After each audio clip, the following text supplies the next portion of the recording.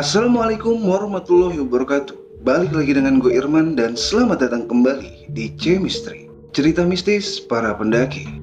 Kali ini gue akan kembali membacakan sebuah kisah dari Mas Aris yang sebelumnya mendaki ke Gunung Ungaran. Di episode ini, ia bersama dengan Tri Mas Kentir melakukan pendakian ke Gunung Lawu, gunung yang cukup fenomenal akan cerita-cerita mistis di dalamnya. Seperti apa keseruan ceritanya? Silahkan menikmati alur ceritanya. Tapi seperti biasa, sebelum kita masuk ke ceritanya, jangan lupa berdoa terlebih dahulu agar kita senantiasa terlindungi dari godaan-godaan syaitan yang terkutuk. Like, comment, and share juga video ini, subrek, dan nyalahin lonceng notifikasinya agar kalian gak ketinggalan cerita-cerita selanjutnya.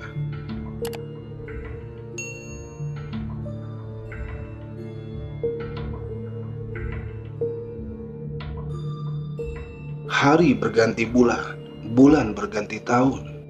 Aku Aris, kali ini pendakianku yang kedua. Aku sudah menyiapkan stamina panjang untuk mendaki Gunung Lawu. Ya, gunung paling angker di Jawa Tengah. Walaupun aku belum pernah ke sana, aku menyempatkan dulu untuk riset ke Mbak Google. Aku melihat gunung ini indah sekali, apalagi terdapat warung yang melegenda. Ya, warung Boyem. Nggak tahu kenapa, aku kepengen banget untuk ke sana. Tidak berpikir lama, aku pun langsung mengabari teman koplaku. Ya, Heru. Oh ya, sekarang aku sudah punya peralatan mendaki, jadi tidak perlu lagi aku pinjam ke Heru. Sumpah bre, ketagihan banget muncak gara-gara di Ungaran. Ternyata muncak itu asik, walau agak serem juga sih. Her, muncak yuk, aku pengen muncak nih ke Lawu. Tumben amat lu ngajak muncak. Nggak kapok lu emang gara-gara di Ungaran. Gara-gara di Ungaran gue malah ketagihan tahu. Makanya gue ngajak muncak lagi. Ajak juga Mas Luhur ya, biar komplit tim Tri Mas Kentirnya. Bisa kan? Bisa. Gue kabarin Mas Luhur dulu deh. Oh iya, kapan kita berangkat? Terus mau berapa hari kita di sana? Besok gimana? 3 hari cukup kan? Mumpung aku dapat libur 3 hari nih. Oke, bentar ya. Dan tak lama kemudian, titit tweet, ternyata pesan masuk dari Heru. Oke Riz, Mas Luhur bisa. Good job lah, nanti kumpul di rumah aku aja ya. Oke Kapten Oleng, balas Heru yang mengakhiri perbincangan. Tepat pukul 10 pagi, Heru dan Mas Luhur pun akhirnya tiba di kediaman singgasanaku. Halo Bray, lah kok sepi nih rumah? Orang tua lu pada kemana? Hajatan tuh di kampung tetangga. Oh, lu udah izin papi mami lu emang? Udah tadi sebelum mereka pergi. Riz, lu ada makanan gak? Laper nih. Ada tuh makanan kucing, mau lu? Sialan lu. Gue ngundang lu di sini tuh buat kumpul, bukan buat makan. Kemudian kami pun mengecek ulang perlengkapan kami. Setelah semua siap, kami pun mulai berangkat. Cekicrot. Singkat perjalanan dari Semarang, sampailah kami di perbatasan Jawa Tengah dan Jawa Timur. Sekitar pukul 3:30 sore, kami pun sampai ke base camp Cemoro Sewu. Dan seperti biasa, Mas Luhur pun mengurusi Maksi untuk kami. Setelah mengurusi Maksi, kami pun berkumpul untuk berdoa agar di perjalanan nanti kami selalu sehat dan pulang dengan selamat. Oh ya, kami tim Tri Mas Kentir melalui Cemoro Sewu, dikarenakan Mas Luhur dan Heru sudah pernah mendaki lewat sini, jadi mereka tahu jalur ini. Sebelum kita naik, aku mau ngingetin ke kalian, jangan mengambil apapun di gunung ini. Jangan buang sampah atau hajat sembarangan. Ini gunung punya ceritanya sendiri. Patuhi aturannya agar kita tidak celaka. Ayo kita berdoa supaya nanti di perjalanan kita selalu sehat dan selamat sampai tujuan. Ajak Mas Luhur sebelum kami melakukan pendakian. Setelah berdoa, Tri Mas Kentir pun mulai memasuki jalur pendakian. Mas, sebelumnya lu sama Heru kan pernah kesini ya? Treknya panjang gak sih? Sejak kapan bahasamu pakai lu gua? Jawab Mas Luhur yang heran. Ketularan Heru kok Mas. Heru tuh nularin penyakit mulu. Jawabku sambil cita kepala Heru yang kinclong, seperti bodi motorku yang baru saja ku kasih kit. Berkilau tuh kepala. Enak aja lu aja yang kurang vaksin, balas Heru. Iya, dulu gue pernah kesini sama Heru. Ya lumayan juga sih, tapi keren pemandangannya. Lah kenapa lu jadi ikut-ikutan lu gua mas? Iya ya, gimana nih? Aduh sialan lu Riz, gue malah ikut ketularan nih. Jawab Mas Luhur yang bingung sendiri. Hahaha, koplak kalian berdua. Diam lu, sahut gue sama Mas Luhur secara serempak. Dan entah kenapa, selama perjalanan dari basecamp ke pos 1, aku tidak merasakan sama sekali lelah. Tahu-tahu sudah sampai aja di pos 1. Dan kami pun istirahat dengan tenang. Bukan meninggal ya, maksudnya duduk sambil sebak. Riz, cewek tuh Riz. Heru melihat dua cewek berkerudung yang bening-bening, seperti berlian. Itu dua cewek bening pisan, bray. Sumpah terpesona aku. Terpesona, aku terpesona, menatap wajahmu yang manis. Aku sama Heru semangat banget tuh buat nyamperin tuh cewek. Ya hitung-hitung buat nambah rombongan plus PDKT. Oh ya, by the way anyway Baswe, sekarang aku udah single. Doiku dicuri orang.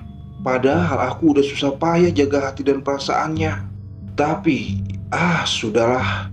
Gak usah dibahas, bikin sakit paru-paru. Dan ketika aku sama Heru berdiri, niatnya mau nyamperin tuh cewek. Tuh cewek malah yang nyamperin kita. Halo mas, boleh bareng gak? Ucap salah satu cewek itu. Boleh kok mbak, aku Heru. Ya ini bocah tahu-tahu ngenalin diri. Padahal aku mau ngenalin diri duluan.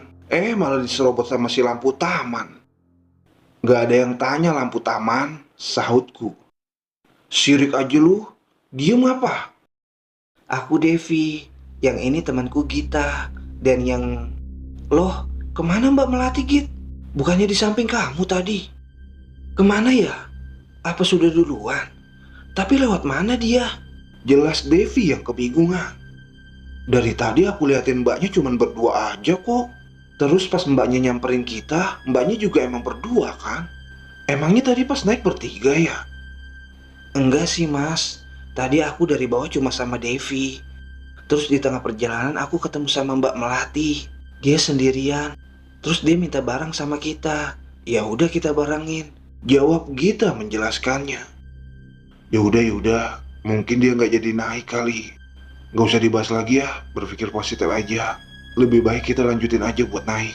Sahut Mas Luhur menenangkan dan mengajak kami untuk lanjut. Kemudian kami pun melanjutkan perjalanan menuju pos 2 dengan Mas Luhur berjalan di depan. Setelah itu Gita, Devi, aku lalu Heru sebagai sweeper. Gila, Devi sama Gita dilihat dari arah mana aja cantik. Bahkan dilihat dari belakang aja tuh tetap cantik. Padahal tuh mukanya pada di depan. Dan di tengah perjalanan, aku meminta Mas Luhur untuk rehat sejenak. Mas, kita istirahat bentar ya, agak pegel nih kaki. Iya, tapi jangan lama-lama ya. Takutnya nanti kita kemalaman sebelum sampai pos 3. Soalnya kamu kalau istirahat lintahnya lama. Jawab Mas Luhur yang agak mengingatkanku saat kejadian di Gunung Ungaran. Memang, saat di Ungaran aku meminta istirahat agak lama. Makanya sampai malam. Padahal jarak dari basecamp Mawar sampai puncak katanya kurang lebih hanya 3 jaman. Mbak-mbaknya maaf ya, kita istirahat bentaran di sini. Mbaknya juga boleh istirahat kok, nggak ada yang ngelarang. Izinku terhadap kedua wanita yang terlihat seperti bidadari yang turun dari kayangan. Iya mas, nggak apa-apa. Kalau capek istirahat aja. Nggak usah dipaksain, kita mah santai kok.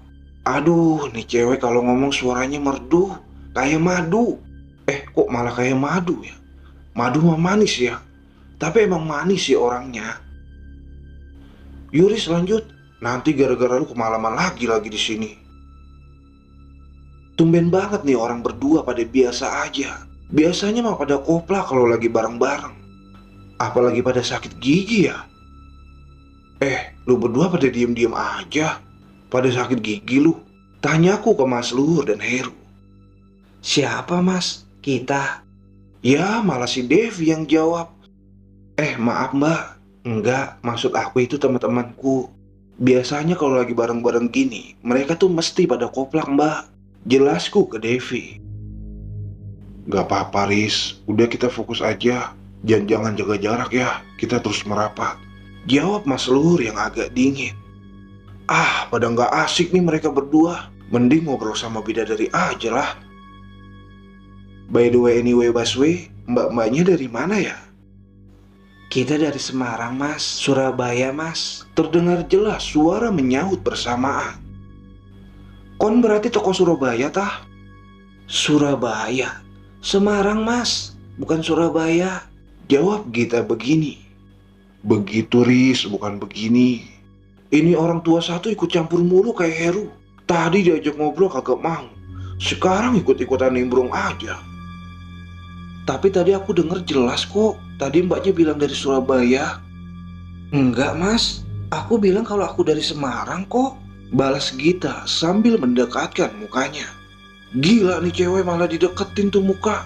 Aku sosok baru tahu rasa lu. Lah tapi tadi yang bilang dari Surabaya siapa ya? Sumpah jelas banget aku dengernya. Oh dari Semarang ya mbak? Sama dong, kita juga dari Semarang. Masa sih? Wah masnya Semarang mana? Sahut Devi yang terlihat ikutan nguping di depan. Semarang Tenggara mbak. Ih bercanda aja. Aduh auto meleleh nih aku denger dia bilang gitu. Manja-manja gimana gitu. Nanti kalian main aja biar tahu rumahku. Sekalian aku kenalin sama orang tuaku. Nanti aku ke rumah kamu pada sekalian bawa orang tuaku ya. Gila gak tuh gua. 2 cewek sekaligus gua ajak bertamu. Emang dasarnya gua gila sih. Sikat aja lah. Masnya pinter banget kalau ngajak kenalan. Tapi beneran mas dari Semarang? Iya bener aku asli Semarang. Emangnya kenapa? Jawabku kembali ke laptop. Pertanyaan Devi maksudku. Tapi kok ngomongnya kayak logat orang Jawa Barat ya? Oh itu mah gara-gara ini bocah nih ketularan logat dia. Dan setelah aku ngobrol panjang lebar kali sisi, kami pun sampai di pos 2. Kami pun mulai merehatkan badan, makan, ngopi dan tidak ketinggalan sambil udut. Mas aku buatin minum ya. Mumpung aku bawa banyak logistik nih. Oh iya, masnya belum ngasih tahu nama mas siapa? Tanya Devi sambil tersenyum merona. Wah, wajah cantiknya seperti bidadari yang turun dari surga, tapi naik metro mini dan sampai di sini. Wah, makasih ya mbak. Udah mau buatin minum. Nggak sekaliatin buatin makan aja, biar komplit gitu. Enggak kok mbak, bercanda. Namaku Aris. Terus leader kita yang itu namanya Mas Luhur. Jawabku sambil mengenalkan Tri Mas Kentir. Oh, Mas Aris mau makan juga ya? Nggak apa-apa aku buatin ya. Nggak usah mbak, makasih. Mimik aja udah cukup kok. Ya udah kalau gitu, Mas Aris mau minum apa? Kopi aja deh kalau ada. Pintaku tersipu malu. Dan sesudahnya Devi membuatkanku kopi, datanglah pembokatku. Ya siapa lagi kalau bukan Heru. Niris kopi lu. Heru ternyata membuatkan kopi juga untukku. Tapi entah mengapa Heru pun langsung berlari ngibrit setelah memberi kopi ke aku. Kenapa itu bocah ya? Jadi ini aku minum kopinya 2 dong. 2 iklan Sarimi.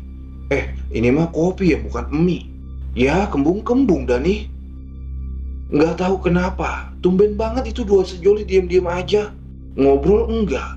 Terus posisi kita juga saling berjauhan. Aku Devi sama Gita di sini, sementara Heru sama Mas Luhur di sana, di ujung kulon. Mereka juga saling jaga jarak. Rasanya tuh kayak orang pacaran yang lagi ambek-ambekan tau gak? Sedih aku tuh. Aku samperin aja lah mereka satu persatu. Woi Bray, ngapain sih pada berjauhan? Lagi putus ya? Riz, sini deh. Pinta Mas Luhur. Kenapa sih lu pada? Lagi ada masalah ya? Iya, kayaknya kita lagi ada masalah Riz. Emang lu gak ngerasain? Apa lu pura-pura gak lihat? Itu di belakang Heru sama itu cewek 2 ada guling Riz. Melek Riz, biasanya lu paling peka di antara kita berdua. Dan setelah aku usap ini mata, Astagfirullahaladzim mas. Iya mas, bisikku ke Mas Luhur sambil ngeliatin mereka bertiga. Lalu tanpa sengaja aku pun nengok ke belakang Mas Luhur. Anjrit, kenapa ada teri Mas Pocong di situ? Mirip semua lagi tuh pocong. Apa tuh pocong pakai kaki bunsin ya? Soalnya mirip semua itu bentukannya. Sontak aku pun terdiam sebentar. Sengaja aku nggak ngomong sama Mas Luhur. Bisa gawat dia nanti. Soalnya dia tuh paling takut sama pocong. Ya udah aku putusin aja buat ngajak mereka sholat. Semoga aja nggak ada apa-apalah nanti di jalan. Mas, lebih baik kita sholat dulu deh. Kita kan juga belum sholat dari tadi. Iya benar juga Luris. Kemudian Mas Luhur pun nyamperin mereka bertiga, Heru dan dua wanita itu untuk sholat berjamaah.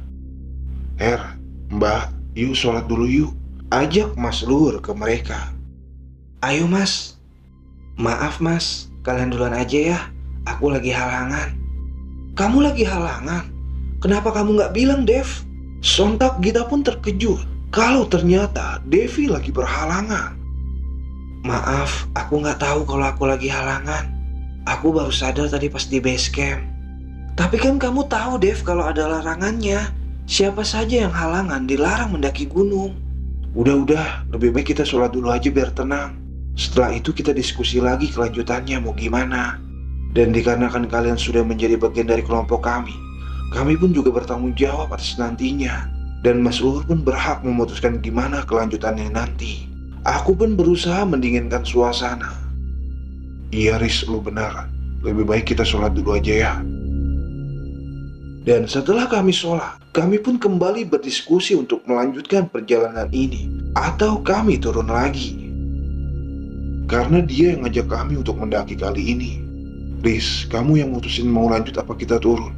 Jelas Mas Luhur yang menunjukku untuk memutuskan mau lanjut apa turun. Aduh, nih orang tua kenapa ngasih keputusan sulit sih ke aku? Bingung aku tuh jawabnya. Dan setelah agak lama aku bermeditasi, aku pun memutuskan. Ya udah ayo kita lanjut. Tapi aku mau posisi aku di tengah ya mas. Iya Riz, gak apa-apa. Oh ya, karena aku leadernya, aku yang akan bertanggung jawab penuh atas kalian semua. No, aku yang minta lanjut mas. Kenapa kamu sendiri yang tanggung jawab ini beban? Bagi-bagi akulah. Enak aja kamu. Mentang-mentang kamu paling tua. Egois kamu mas. Sewotku ke dia. Leaderku si Cap orang tua. Sialan, gue gak lu bagi juga mas. Oke, sekarang udah berubah mas. Beneran kata Aris lu egois. Leader hanya sebuah julukan mas. Kita naik bareng-bareng, turun juga bareng-bareng. Kita jaga satu sama lain mas. Tanggung jawab kita tanggung bersama. Bukannya itu janji kita setelah Aris ikut gabung sama kita. Lu lupa mas. Bentak Heru ke Mas Luhur. Sontak Mas Luhur pun memeluk gua dan Heru. Kalian memang sahabatku yang paling pengertian. Tapi tiba-tiba belakang bajuku kok agak basah ya. Lu nangis mas? Kagak Riz, gue ketawa. Dan setelahnya gue ejek tuh Mas Luhur habis-habisan. Udah tua masih aja nangis. Gak malu tuh sama Butjem.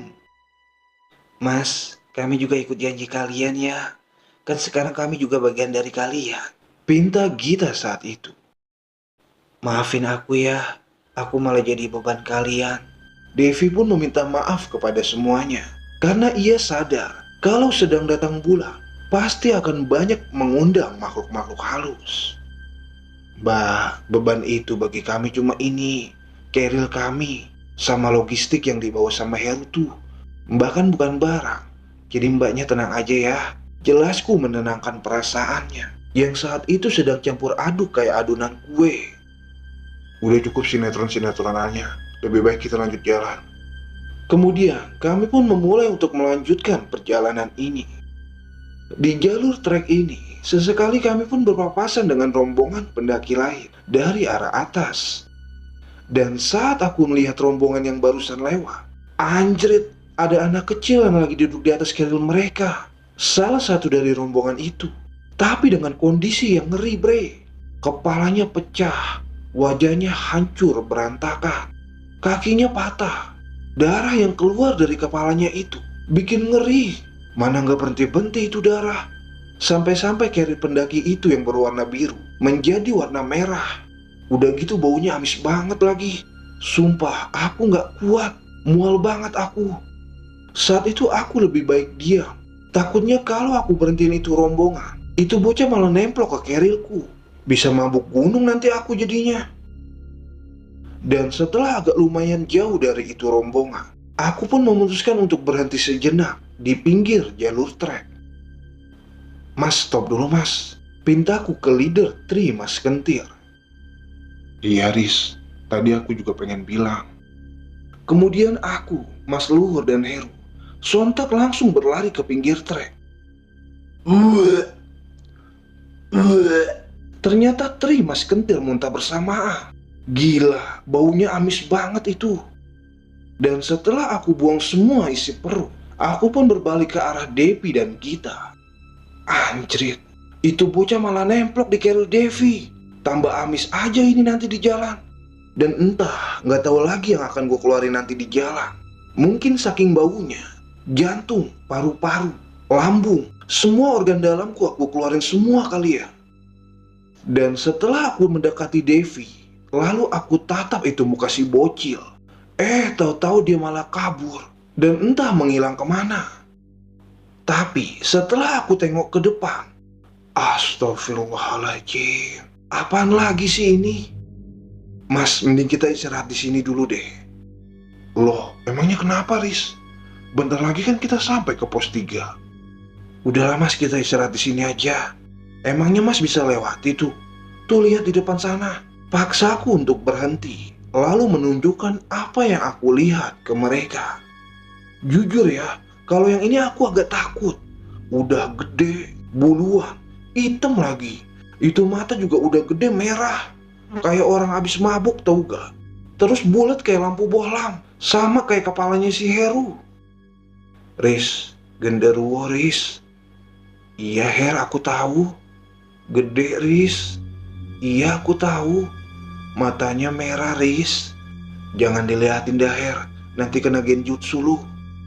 Dan kemudian Heru pun pingsan secara tiba-tiba. Ya, nih anak gue bilang juga apa? Kena kan tuh genjutsu.